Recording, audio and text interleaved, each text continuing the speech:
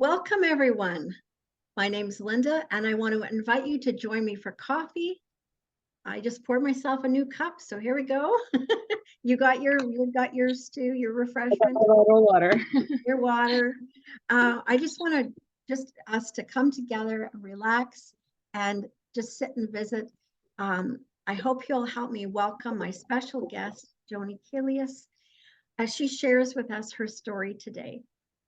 Now I've interviewed Joni before. You've been here before, and you've you've got a story. Oh my gosh! So last time you were here, you shared about having cancer and just how that journey was. And this is kind of an update. So we want to know how you're doing. So how are you doing? I'm a walking miracle. I truly am. If you go based on the worldly diagnosis and what Western medicine says, it's been confirmed many times over in the last 6 to 8 months that I have stage 4C1 metastatic melanoma. And what that means is that it's traveled to another organ from the original site.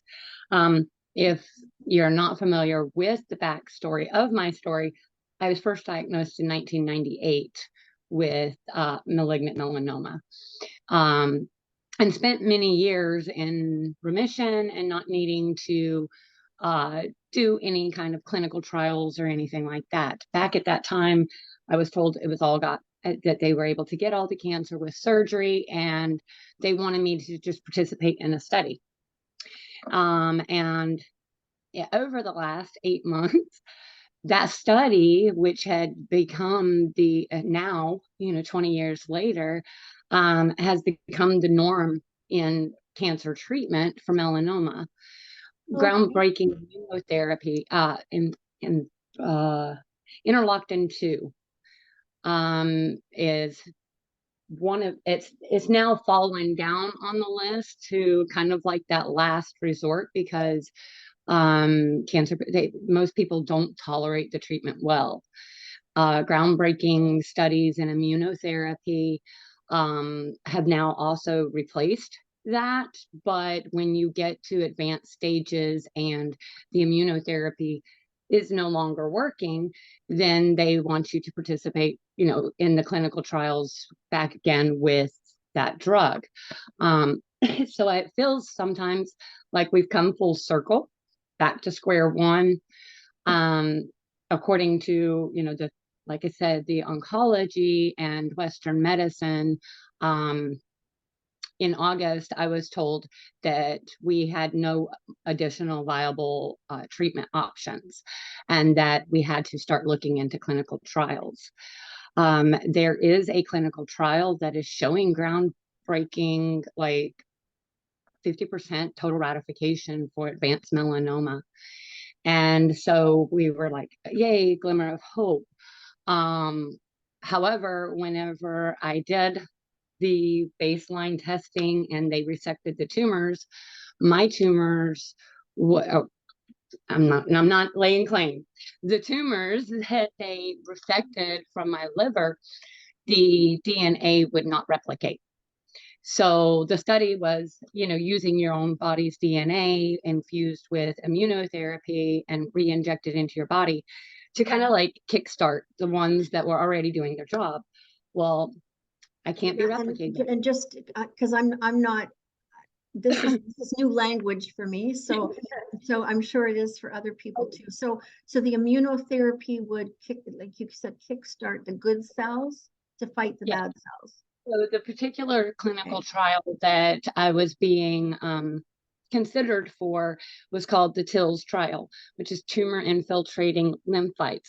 So what it would do is they would take out the tumors, or some of them, and they would extract out the T cells, which the T cells are the parts of your body that are fighting the cancer.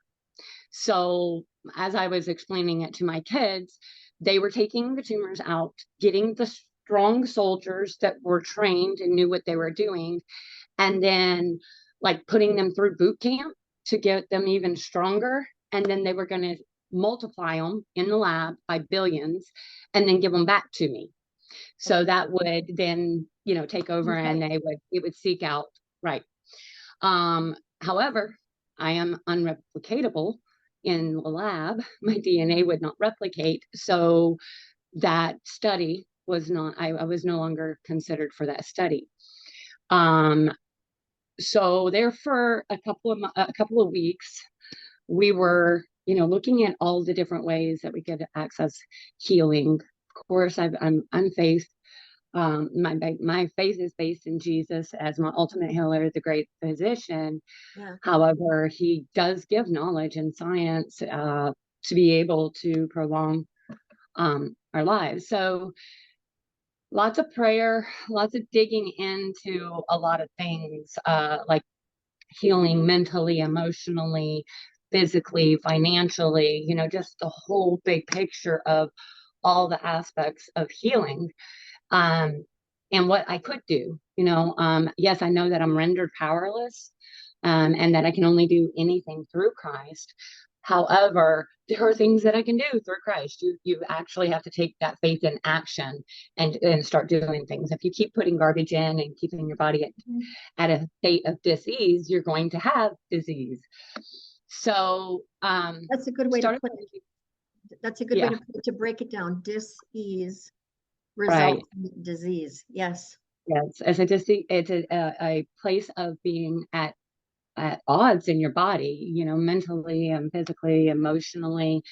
And then right about that same time that all of this was going on, our house was severely damaged in Hurricane Ian. And we are You live in Florida, correct? Yes, I live in Florida. We saw by the time it reached our property, it was still a Category 3 with sustained winds of 120 miles an hour. I live in a mobile home, and it didn't stand too well. And we just got the word this morning that we do have mold spores throughout the home, so we're waiting on now what steps to take for that to make sure that our home is safe and so forth. And then the hurricane was in last fall, so some of the reconstruction has started already. Is that correct? At this moment, to be honest, none of the reconstruction has happened. The only thing that has happened is wet material. Some of the wet material has been removed. We discovered more wet material and more mold week before last. We had a mold tester to come in. We finally just received the first draw from the mortgage company, that, through the lines of insurance company to the mortgage company down to us and just all the things. So I'm waiting on the contractors. Actually, they ordered the material yesterday, and as soon as the material is delivered, hopefully Monday or Tuesday of next week, then I'll pay them and they get started. So prayerfully that the materials come in soon so that we can get our home, dried in, I guess is the terminology. And then we can start the mold remediation process of removing what needs to be removed and washing and cleaning and all the things. Like, it can be a lot.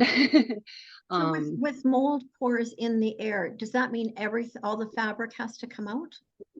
It is we are waiting on the protocol to tell to what extent in what rooms, and like they're going to give us the exact steps of what needs to be done where, so that we can pass along that information to our contractors and hire someone to come in to handle everything.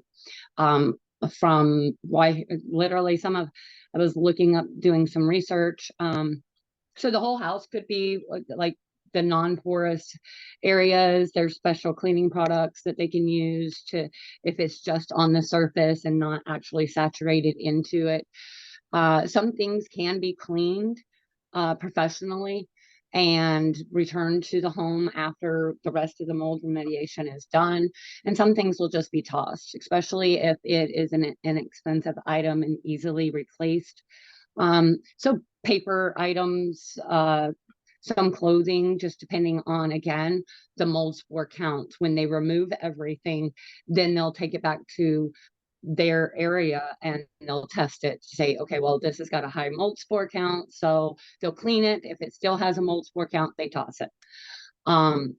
So it's, it's still unknown what all is going to happen with, personal property, but also things like the walls and the carpeting and things like that. It'll, again, just depend on the mold spore counts as we go along after cleaning. If it didn't come clean enough, then they rip it out and we go down to bare bones.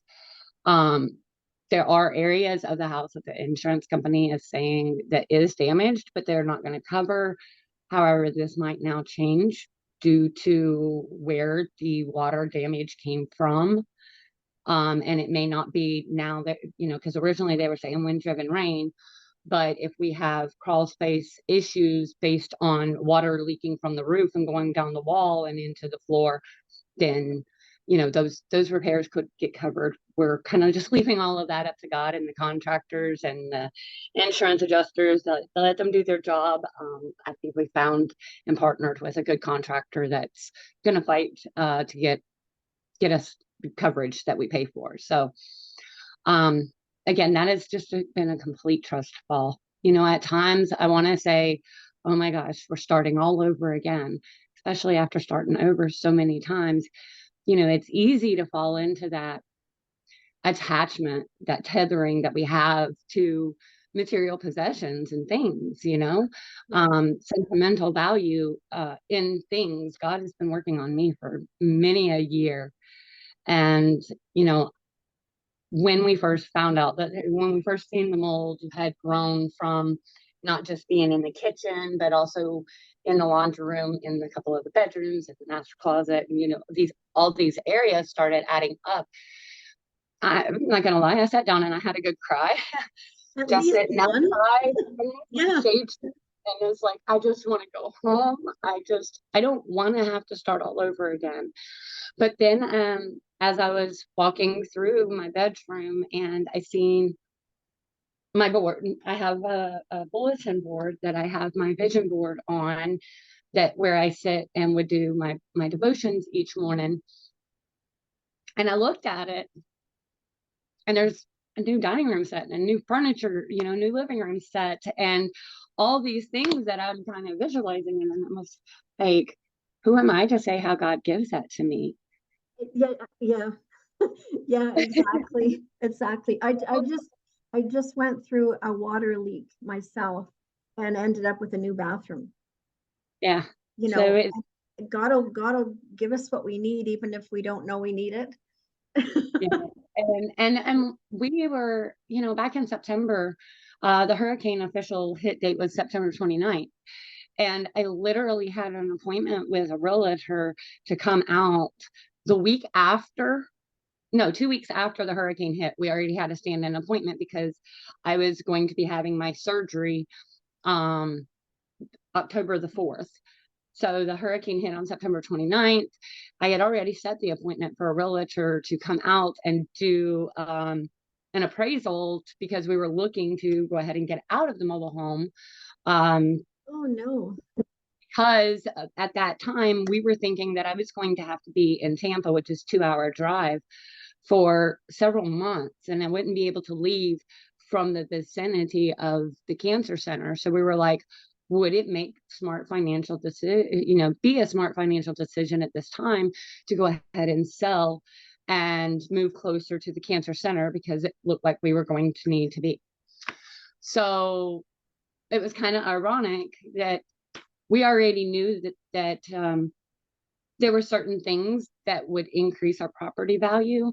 And so just releasing and surrendering whatever, that God has for that it's been a true faith walk. It's really been just, I know that God promises to always restore, and he always has. We've been down the road of homelessness and foreclosure and bankruptcy and losing everything. Like, we lost all of our personal belongings in a storage unit because while I was in jail. So it was like, we've been down this road before. And what was the lesson that I learned before?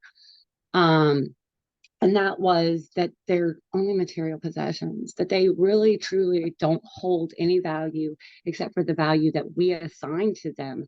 And Christ doesn't want us to assign our value to something that's going to pass away. Exactly. And like, are The you val working on your yeah. financial plan, or are you working on your eternity plan? And Oh, that's so so, good, Joni. That's so good. That's so good. So just, yeah, say that again, because that to me is everything. It's the value of the people we know, the value of the people we're connected to. That's what is the most important. So yeah, yes, just so say that comment again. that is not tethering our personal value to material possessions.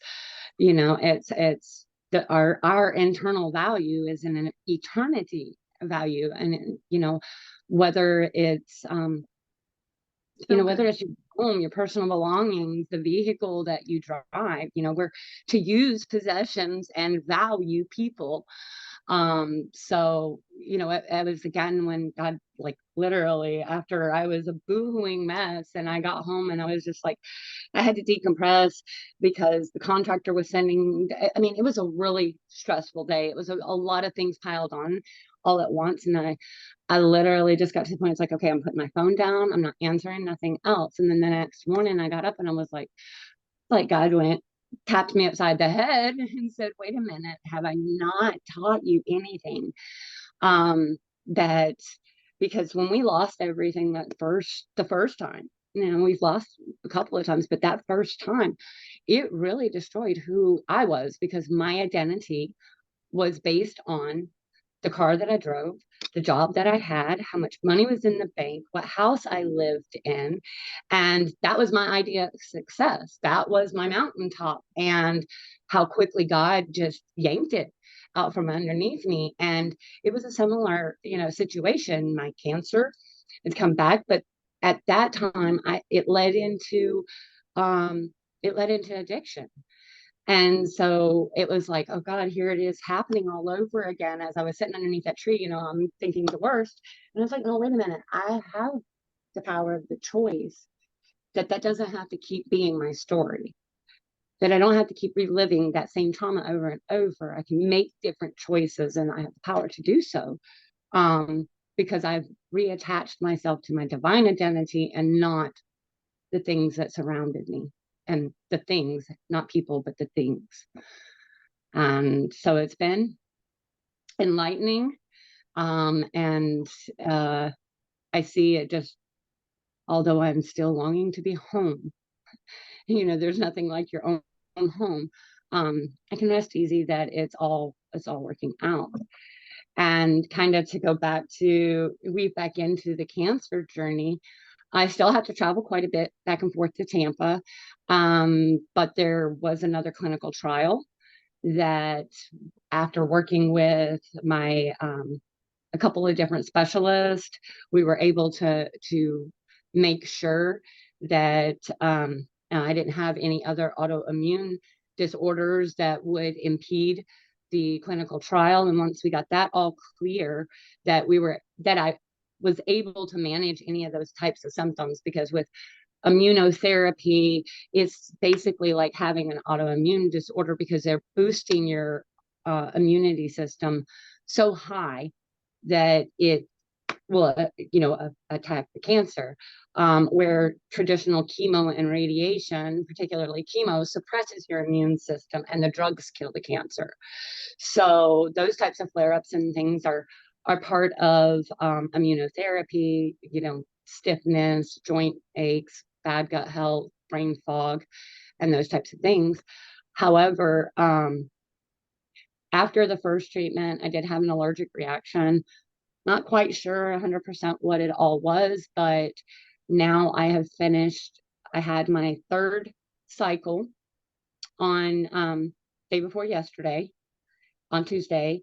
And so at the end of this next cycle, which is 3 weeks long, I'll just continue to go back for monitoring, blood work, and EKGs and things like that. But so next month I will get more CAT scans and MRIs to see if this clinical trial is stopping the growth and or shrinking what little bit of tumors I have left.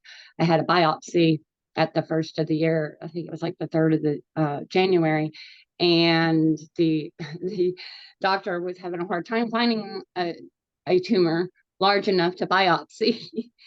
Oh, well, that's So good. yeah, right. That's good.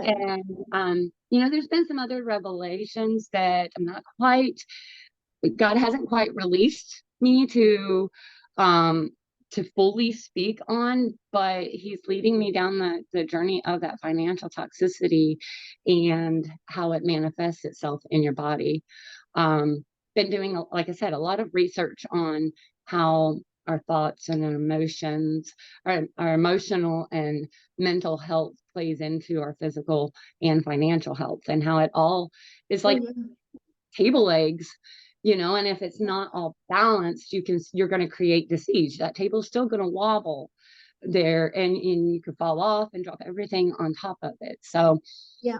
Yeah. um Well, I've been coaching with stress. So if people are in stress, any kind of stress, it shows up physically. 80% of our physical dis-ease is due mhm. to stress. So along the same lines that you're saying, yeah.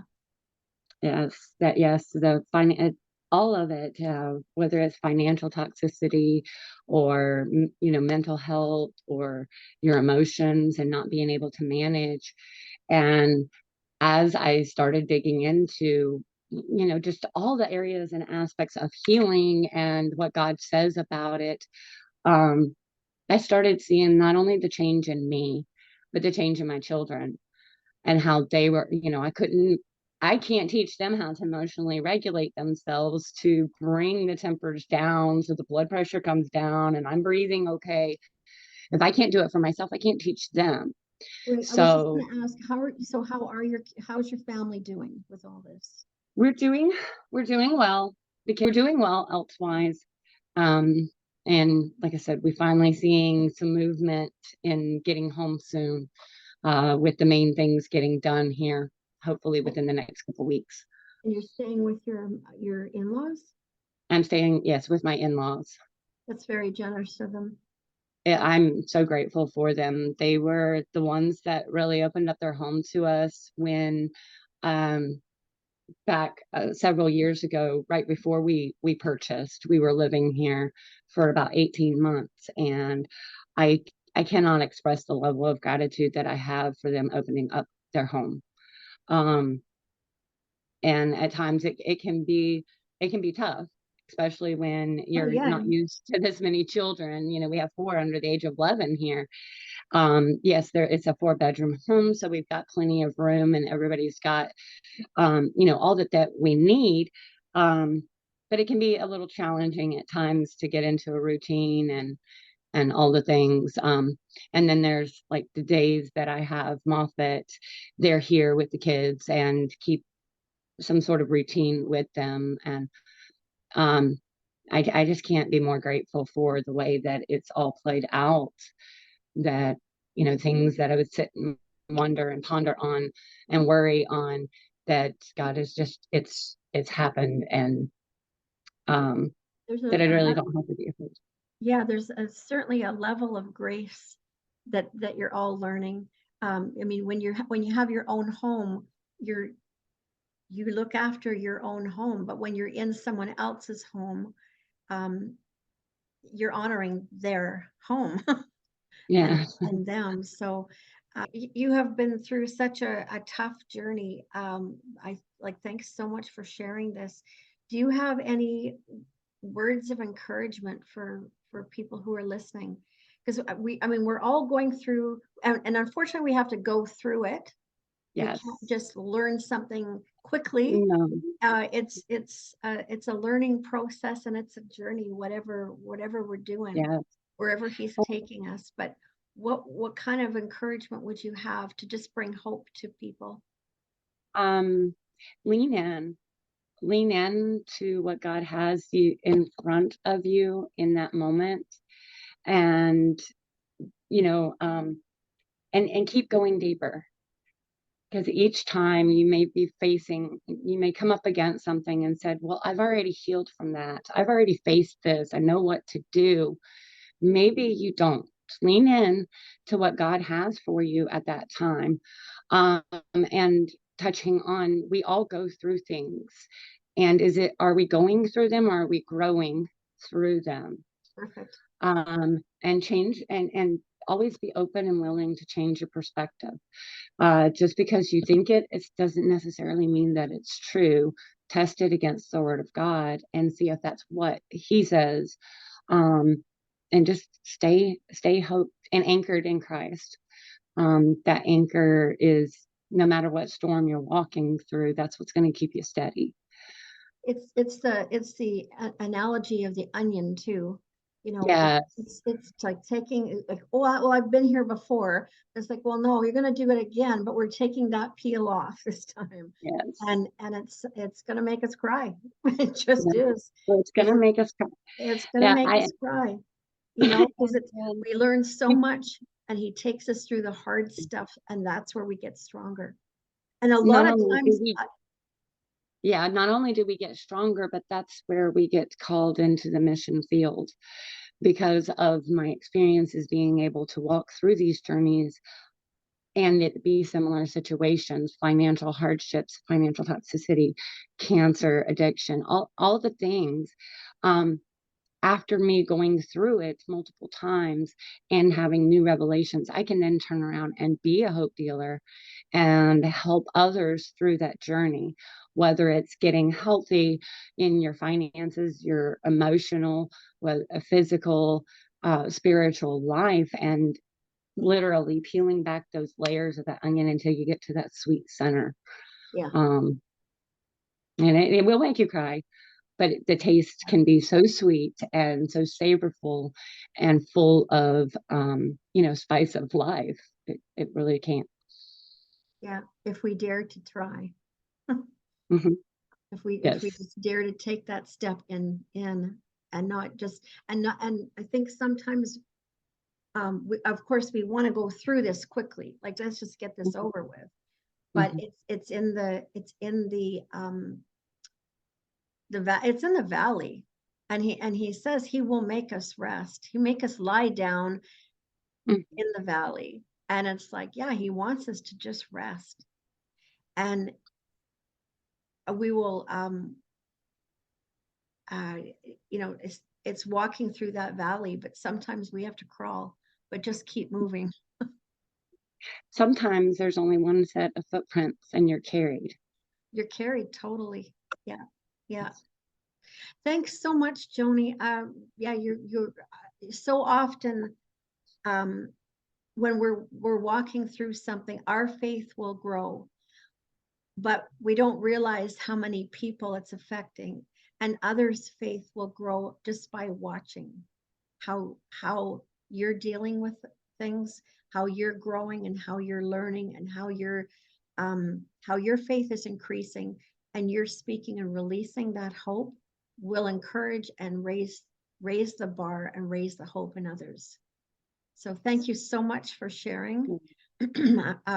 I'm sure there's a lot that are going to be inspired by your stories. Thank you so much. Thank you for the opportunity to share God's testimony. I appreciate it. Yeah, God bless you. Thank you.